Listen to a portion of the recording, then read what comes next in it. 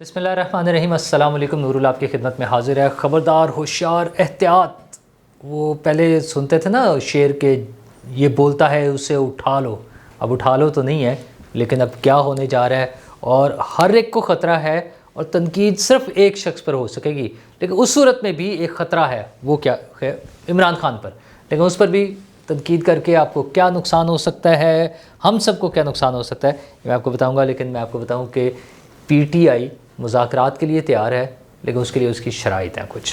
وہ شرائط کیا ہیں اور ان کی اپنی پالیسی کیا ہے، وہ چاہتے کیا ہیں اوور آل، ان شرائط کے علاوہ، ان مذاکرات کے علاوہ وہ کیا چاہتے ہیں۔ اور میں ساتھ آپ کو بتاؤں گا کہ اسٹوڈنٹ ہو تو ایسی، اور 112 ہو تو ایسے، تو یہ دونوں کا کیا تعلق ہے۔ اور پاکستان کے 1000 اسٹوڈنٹس، پاکستان جیسا ملک 12 موسموں والا، عمران خان کے بقول وہ ایگریکلچر کی تعلیم حاصل کرنے کے لیے، تربیت کے لیے جا رہے ہیں۔ کہاں جا رہے ہیں، یہ ساری چیزیں میں آپ کو بتاؤں گا۔ لیکن سب سے امپورٹنٹ چیز ہے قانون، حد تک عزت کا قانون، پنجاب گورنمنٹ کا قانون، مسلم لیگ نواز کی حکومت کا قانون پاس ہو گیا ہے۔ پاس تو اسمبلی نے تو پاس کر دیا تھا، گورنر سے سائن کرانے تھے۔ گورنر پیپلز پارٹی کا تھا، پیپلز پارٹی کا کہنا تھا کہ ہم سائن نہیں کریں گے، لیکن پھر پیپلز پارٹی کے گورنر صاحب چھٹی پر گئے اور قائم مقام گورنر ملک احمد صاحب نے سائن کیے، اور یہ جاب ہو جائے، یعنی قانون بن گیا،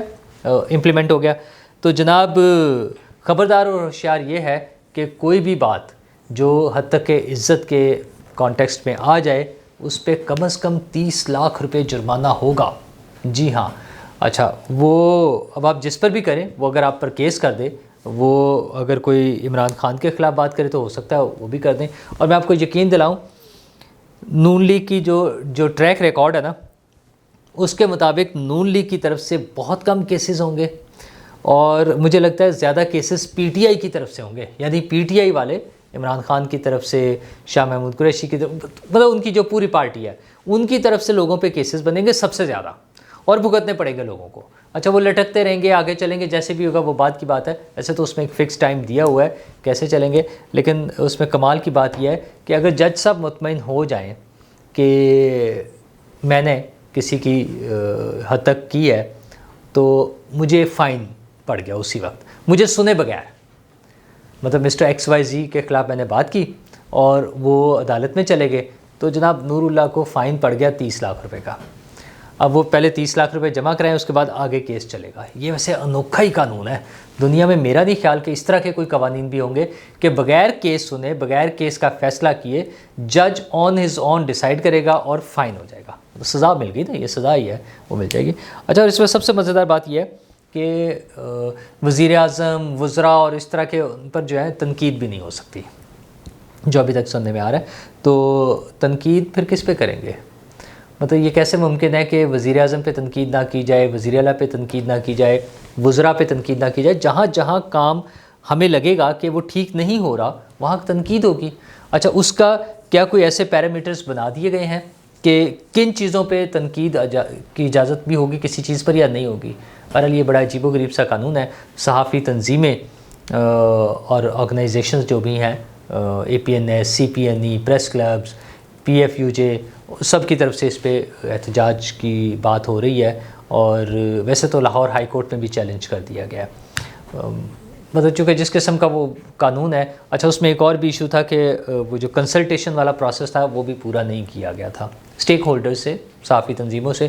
اچھا، ان کا کہنا یہ تھا کہ جن کے خلاف بنایا جا رہا ہے انہی سے مشاورت کی جائے، لیکن اگر مشاورت کی جاتی تو شاید بہتر طریقے سے ہوتا، کیونکہ زیادہ تر صحافی یہ چاہتے ہیں کہ ڈیفیمیشن لاز ہوں، حد تک عزت کا قانون ہونا چاہیے، کسی کے خلاف بھی جھوٹی خبر لگانے والے سے پوچھا جانا چاہیے اور اس کو سزا ملنی چاہیے۔ جھوٹی خبریں نہیں ہونی چاہیے، چاہے وہ سوشل میڈیا پہ ہوں، چاہے ٹیلی ویژن پر ہوں، چاہے اخبار میں ہوں، اور چاہے پارلیمنٹ کے اندر کھڑے ہو کر ہوں، مطلب سیاستدانوں پر ہوں، کوئی بھی ہو، وہ جھوٹے بیانات دے کر جھوٹے الزامات لگانے کا سلسلہ ختم ہونا چاہیے۔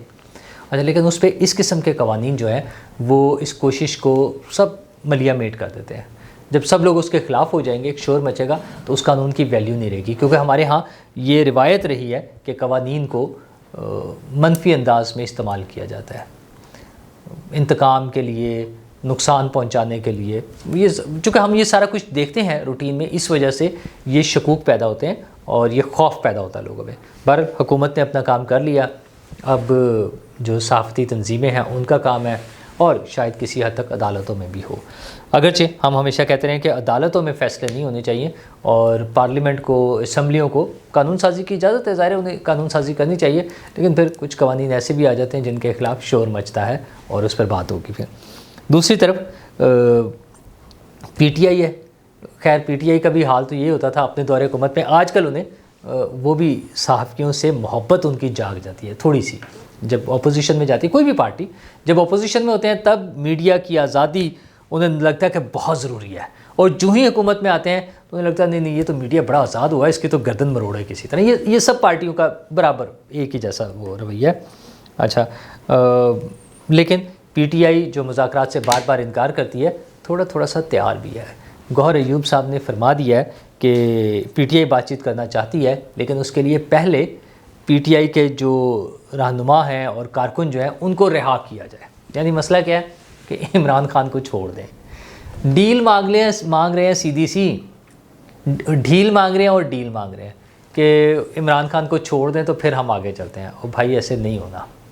اور ان کا مسئلہ وہی ہے کہ جناب پاکستان میں وہ کچھ ہونے جا رہا ہے جو کچھ آزاد کشمیر میں ہوا تھا. یعنی جو پچھلے 9 ہنگامہ آرائی ہوئی، انریسٹ ہوا، اچھا اس میں ان کے ساتھ زیادتی بھی تھی کچھ چیزوں پہ، اس سے کوئی شک نہیں ہے، لیکن ہنگامہ آرائی، جلاؤ، گھیراؤ، پتھراؤ، یہ کوئی مہذب وہ نہیں ہوتا، احتجاج نہیں ہوتا. تو پی ٹی آئی کی تو خواہش ہی یہ تھی. اس سے بہت بڑی انہوں نے اٹیمپٹ کر کے دیکھ لی. یہ جو آزاد کشمیر میں ہوا یہ تو کچھ بھی نہیں تھا. پی ٹی آئی نے 9 مئی کو ایک بہت بڑی اٹیمپٹ کر کے دیکھی. باقاعدہ اپنی طرف سے انہوں نے کو کر دیا تھا، اپنی طرف سے انہوں نے بغاوت کر دی ہوئی تھی کہ جناب قبضہ کر لیں گے، جی ایچ کیو پہ قبضہ کر لیں گے، کور کمانڈر ہاؤس پہ قبضہ ہوگا، ایئر بیسز پہ قبضہ ہوگا. مطلب کیا سوچ کر نکلے تھے. تو ان کی وہ جو خواہشات پوری نہیں ہو رہی. اب انہیں مختلف پاکٹس سے لگتا ہے کہ اچھا کشمیر میں جو ہے لوگ اٹھ کھڑے ہوں، وہاں پہ ہنگامہ آرائی ہو جائے. یہاں پہ ان کی بہت زیادہ وہ بینک کیے ہوئے ہیں کہ بجٹ جو ہے اس میں ایسی چیزیں آ جائیں کہ اس کی وجہ سے لوگ اشتعال میں آئے، وہ نکلے سڑکوں پر، آگ لگا دیں، جلائیں، گھراؤ کریں. یہ پی ٹی آئی کی ایک مستقل خواہش ہے پاکستان کے حوالے سے. مطلب جو بڑی تھی 9 مئی والا کوشش کر لی، آئی ایم ایف کے ذریعے آئی ایم ایف کو خطوط لکھ کے پاکستان کے پروگرام رکوانے کی کوشش کر لی، وہ سارا نہیں کامیاب ہو اس کا. تو ابھی بھی وہ خواہشیں، وہ چنگاریاں کہیں نہ کہیں اٹھتی ہیں، اس کی کوشش کرتے رہتے ہیں. لیکن بہرحال یہ ساری چیزیں چلتی رہیں گی. وزیر اعظم پاکستان جو ہیں وہ چائنا کا 5 روزہ دورہ کر کے واپس آ گئے ہیں، روانہ ہو گئے ہیں وہاں سے. اور ظاہر ہے ایز یوزول ایک کامیاب دورہ، لیکن وہ اس لیے بھی ضروری تھا کہ بجٹ سے فوری پہلے، میں 1-2 دفعہ ذکر کر چکا ہوں، اصل میں ہم نے کافی سارے پیسے پے بیک کرنے ہیں. تو وہ ان کو کیسے ری اسکیجول کرنا ہے اور مزید پیسے کتنے کا آ سکتے ہیں، یہ ساری چیزوں کے حوالے سے بڑا ضروری تھا. اور ساتھ ساتھ کوئی انویسٹمنٹ اور ٹریڈ جو ریلیشن شپ ہے اس کو اسٹرینتھن کرنا، یہ بھی بڑا ضروری تھا. پاکستان کے 100 سے زیادہ جو بزنس مین ہیں وہاں گئے تھے. اسی طرح وہاں سے بھی آنا بہت ضروری ہے بزنس مین کا، کہ وہ یہاں پر آ کر اپنا بزنس سیٹ اپ کریں، یہاں پر انویسٹمنٹ کریں. تبھی مطلب بزنس سے ہی ترقی ہوگی، وہ انڈسٹری چلے گی، کوئی کاروبار چلیں گے، وہ جو اکنامک زونز بننے تھے اس حوالے سے جو بات تھی، یہ ساری چیزیں آگے چلیں گی. اور ہم اکثر سنتے ہیں کہ سی پیک کا فیز 2 اور ایکسٹینڈڈ فیز، یہ ساری چیزیں ہوں گی تو ہم آگے چل سکیں گے. اس دوران میں انہوں نے ایک اہم اعلان یہ بھی ہوا ہے کہ 1000 پاکستانی اسٹوڈنٹ جو ہیں وہ چائنا جائیں گے ایگریکلچر کی تعلیم کے لیے، ٹریننگ کے لیے، اچھی ٹریننگ کے لیے. تو اچھا چائنا نے چونکہ بڑے واسٹ وہاں پہ وہ ہیں فیلڈز کہہ لیں آپ، بہت بڑی انڈسٹری ہے، اور ظاہر اتنی بڑی پاپولیشن، تقریباً 1.5 ارب کی پاپولیشن کے جو ملک ہے، انہوں نے اسی کے مطابق ان کی ضروریات ہیں. تو جو سائنس اور ٹیکنالوجی کو استعمال کرتے ہوئے انہوں نے جو اپنا نظام زندگی بنایا ہے، تو ایگریکلچر میں بھی انہوں نے بہت پروگریس شو کی ہے. بڑے ایریاز کو وہاں پہ ہارویسٹنگ کے لیے، کلٹیویشن کے لیے، سوئنگ کے لیے، ساری چیزوں کے لیے انہوں نے بڑی ہیوج مشینری بنائی ہے. اچھا وہ کیسے کام کرے گی، کیسے کر رہی ہے، کیا پریکٹیکل ان کا سسٹم ہے، اس سب کو سمجھتے ہیں اور اس کو لے کر آگے اور ییلڈ ظاہر ہے بہت بہتر کر لیا انہوں نے. پیداوار پر ایکڑ پیداوار جو ہے ان کی اب بہت بہتر ہے. پاکستان تو ابھی کافی پیچھے ہے, پاکستان تو انڈیا اور باقی ممالک سے بھی بہت پیچھے ہے. تو اس حوالے سے ظاہر ہے ایگریکلچر کے لیے پاکستانی 1000 طلباء اگر وہاں جائیں گے, ٹریننگ لیں گے, تو مستقبل میں ہمارے بھی ایگریکلچر کی ذرا بہتر پوزیشن بن جائے گی. ویسے تو اب وہ جو انٹرنیشنلی ہم نے کوشش کی ہے کہ کچھ انویسٹرز آ جائیں بڑی بڑی زمینیں لے کے کاشتکاری کے لیے, اور لوکل بھی مختلف کمپنیز جو کام کر رہی ہیں کہ کاشتکاروں کو اکٹھا کر کے, وہ چھوٹے چھوٹے رقبے جو ہے نا 1 ایکڑ 2 ایکڑ 5 ایکڑ, ان سب کو اکٹھا کر کے وہ کوشش کر رہے ہیں کہ 200-400 500 ایکڑ کا ایک ایریا ہو, جس کے لیے وہ آسان ہوگا, اس پہ کاشتکاری بھی آسان ہوگی, اور اوور آل اس کے لیے پرچیزنگ جو ہوگی چیزوں کی, پروکیورمنٹ جو ہے وہ بھی آسان ہو جائے گی, ذرا بہتر طریقے سے ہو سکے گی. ظاہر جب اتنی بڑی اسپیس کے لیے, اتنے بڑے ایریا کے لیے آپ جا کے وہ پیسٹی سائڈس ہوں یا فرٹیلائزر ہوں یا جس چیز کی بھی, جب آپ سیڈز کی پرچیزنگ کریں گے تو وہ ذرا بہتر طریقے سے ہو جائے گا. تو یہ ایک بڑا اچھا اور پازیٹیو سٹیپ ہے. دوسری طرف آج کا ایک واقعہ بہاولپور کا, بڑا خوبصورت سا واقعہ ہے. خوبصورت اس سینس میں کہ ایک بچی جو ڈی اے ای کا ڈپلوما ان ایسوسیٹ انجینئرنگ کا ڈپلوما آف ایسوسیٹ انجینئرنگ کا ایگزام دے رہی تھی, اس کی طبیعت خراب ہو گئی. 1122 کو کال کیا گیا لیکن بچی نے جانے سے انکار کر دیا. اس کا خیال یہ تھا, یا اس کا کہنا یہ تھا کہ میرا 1 سال ضائع ہو جائے گا. ظاہر اگر ایک پیپر مس ہو گیا تو پھر اگلے سال پیپر دیا جا سکے گا. 1122 والوں نے اس کو ڈرپ لگائی, اور وہ جو 1122 کے اہلکار ہیں وہ اس کو ڈرپ پکڑ کے کھڑی ہوئی ہیں, اور وہ 2 گھنٹے ڈرپ پکڑ کے کھڑی رہی ہیں, اور اس بچی نے اپنا پیپر دیا. مطلب ایک بڑا ہی وہ جو نا, اللہ تعالیٰ اسے صحت دے, زندگی دے. بیمار ہونا یا اس طرح کا مسائل کا شکار ہو جانا کوئی اچھی بات نہیں ہے. خوبصورتی اس میں یہ ہے کہ اس مسئلے کو کس خوبصورتی سے ٹیکل کیا گیا, ہینڈل کیا گیا. اس بچی کی ہمت کہ اس نے کہا نہیں میں پیپر دوں گی, میں اپنا پیپر ڈراپ نہیں کروں گی. اور 1122 کے عملے کی فرض شناسی اور ہمدردی اور ایک پازیٹیو جیسچر کہ انہوں نے اس کے ساتھ کوآپریٹ کیا, اور اس کا وہ پورا پیپر بھی ہوا. اس کو اس دوران میں جو انیشیل ٹریٹمنٹ تھی ابتدائی وہ بھی ملتی رہی, اور یہ سلسلہ آگے چلتا رہا.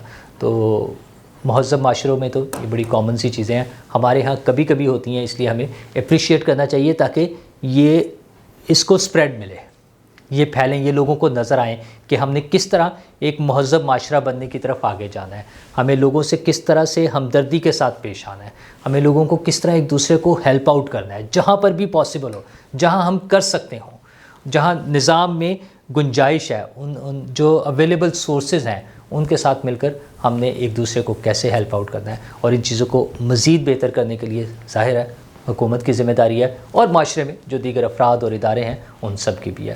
تو امید ہے کہ حکومت بھی اور دیگر ادارے بھی اس حوالے سے اپنی ذمہ داریاں پوری کریں گے, اور پاکستان بھی ایک پرامن, خوشحال اور مہذب معاشرہ بن سکے گا. شکریہ.